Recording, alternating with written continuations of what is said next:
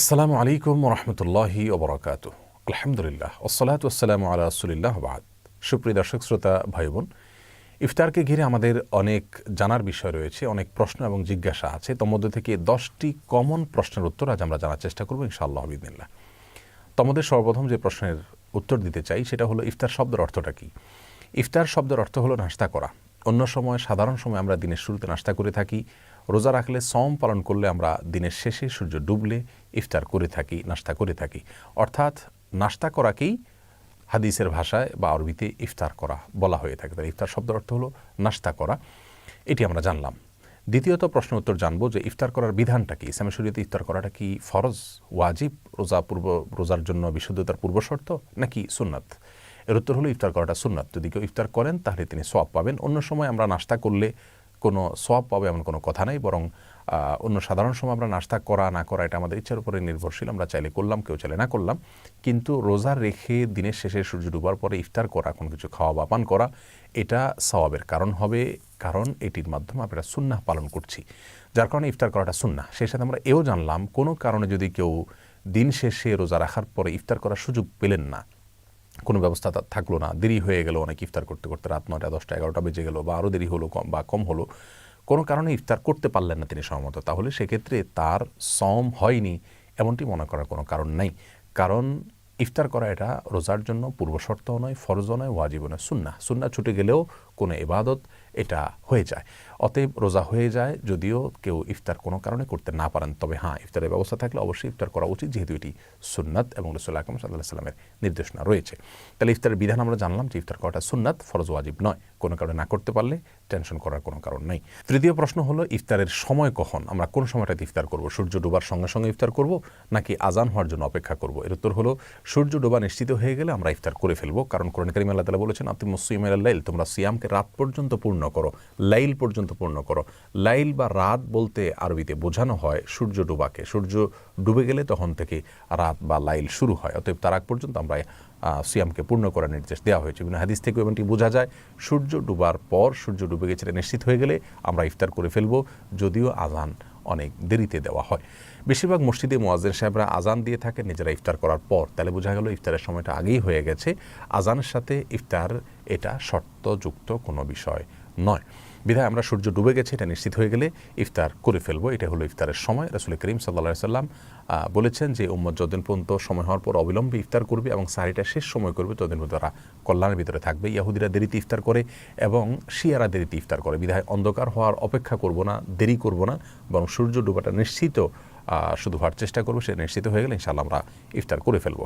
4 নম্বর প্রশ্ন হলো যে কী দিয়ে ইফতার করা উচিত, অর্থাৎ ইফতারের কোনো বিশেষ মেনু আছে কিনা। এর উত্তর হলো ইফতার সম্পর্কে রাসূল আকরাম সাল্লাল্লাহু আলাইহি সাল্লামের অভ্যাস সম্পর্কে জানা যায়। তিনি রোতাব দিয়ে, অর্থাৎ আধা পাকা খেজুর দিয়ে তিনি ইফতার করতেন। সেটা না পাওয়া গেলে নর্মাল যে কোনো সাধারণ খেজুর দিয়ে ইফতার করতেন। সেটাও না পাওয়া গেলে পানি দিয়ে ইফতার করতেন। বিধায় আমরা খেজুর দিয়ে ইফতার করার চেষ্টা করব, যেহেতু সারাদিন আমরা ক্ষুধার্ত থাকার পরে, তৃষ্ণার্ত থাকার পরে আমাদের শরীরে প্রচুর পরিমাণ সুগারের ঘাটতি থাকে। এই মুহূর্তে খেজুরটা অনেক বেশি আমাদের স্বাস্থ্যের জন্য উপকারী হয়। বিধায় আমরা খেজুর দিয়ে ইফতার করবো ইনশাআল্লাহ। যদি খেজুর আমাদের হাতের নাগালে না থাকে, সুযোগ না থাকে খেজুর দিয়ে ইফতার করার, তাহলে পানি দিয়ে ইফতার শুরু করব। এরপরে যে কোনো হালাল খাবার খাবো, তবে স্বাস্থ্যসম্মত খাবার অবশ্যই গ্রহণ করার চেষ্টা করব। নাম্বার 5 নম্বর প্রশ্ন হলো ইফতারির কোনো হিসাব নেওয়া হবে কিনা। আমরা অনেকে মনে করি যে যে যা খাবে রমজান মাসে তার কোনো রমজান মাসের খাবারের কোনো হিসাব নেওয়া হবে না। এটা ভুল ধারণা। আসলে প্রত্যেকটা খাবারের হিসাব নেওয়া হবে। বিশেষ করে হারাম যদি ভক্ষণ করা হয় তাহলে তার জন্য জবাবদিহি করতে হবে। কেউ যদি অপচয় করেন তার জন্য হিসাব দিতে হবে আল্লাহ সুবহানাহু ওয়া তাআলার কাছে। বিধায় আমরা এটা মনে করার কোনো কারণ নাই যে রমজান মাসে খাবারের কোনো হিসাব নাই, ইফতারের খাবারের কোনো হিসাব নাই। এটা ভুল ধারণা, বরং সব খাবারের হিসাব গ্রহণ করা হবে। অতএব অপচয় যেন আমরা না করি এবং হারাম ভক্ষণ না করি, সেই দুটি বিষয় আমাদের খেয়াল বিশেষভাবে করা উচিত। নাম্বার 6 নম্বর প্রশ্ন হলো অন্যকে ইফতার করার ফজিলত কী। এর উত্তর হলো অন্যকে যদি আমি ইফতার করাই অন্য রোজাদার ব্যক্তিকে, তাহলে সেক্ষেত্রে ওই ব্যক্তি রোজা রেখে যে পরিমাণ সওয়াব পেয়েছেন তারটা তিনি পাবেনই। অতিরিক্ত হিসাবে আমাকে আল্লাহ সুবহানাহু ওয়া তাআলা একটি রোজার সওয়াব দান করবেন। আমি নিজে রোজা রেখে তো সওয়াব পেলামই, আরেকজনকে ইফতার করানোর ফলে তার সমপরিমাণ সওয়াব আমি পাবো। এবং অন্যকে ইফতার করানোর ক্ষেত্রে যে তাকে পেট পুরে খাওয়াতে হবে এমন কোনো কথা নয়। যে কোনো খাবার দিয়ে তার ইফতারের ব্যবস্থা না থাকে, ইফতার আয়োজন আপনি করলেন বা আপনি তাকে ইফতার খাওয়ানোর আয়োজন করলেন, সেটা খুব সামান্য একটা খেজুর দিয়ে হতে পারে, তার মাধ্যমে আমরা সওয়াবটা পেতে পারি। নাম্বার 7 ইফতারের দোয়া কী। ইফতারের দোয়ার বিষয়ে বলবো, আবু দাউদে বর্ণিত হয়েছে রাসূল আকরাম সাল্লাল্লাহু আলাইহি সাল্লাম থেকে, যাহাবা যমা ওয়াবতাল্লাতিল উরুক ওয়া সাবাতাল আজরু ইনশাআল্লাহ। এই দোয়াটি, যার অর্থ হলো জাহাবাজ জমা মানে হলো তৃষ্ণা বিদূরিত হয়ে গেছে, আমাদের তৃষ্ণা দূর হয়ে গেল, ইফতার করলাম। এবং ওয়াবতাল্লাতিল উরুক, আমাদের শিরা উপশিরাগুলো শীতল হয়ে গেছে।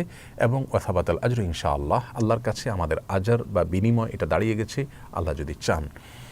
তো এই দোয়াটি পড়া সুন্নাত। এর বাইরে একটি দোয়া আমাদের দেশে খুব বেশি প্রচলিত আছে, আল্লাহুম্মা লাকা সুমতু ওয়া আলা রিজকিকা আফতারতু, অর্থাৎ আল্লাহ আপনার জন্য সিয়াম পালন করলাম এবং আপনার জন্য ইফতার করলাম, অর্থাৎ আপনাকে সন্তুষ্ট করার জন্য সিয়াম পালন করলাম এবং আপনার সন্তুষ্টির জন্যই আমরা ইফতার করলাম।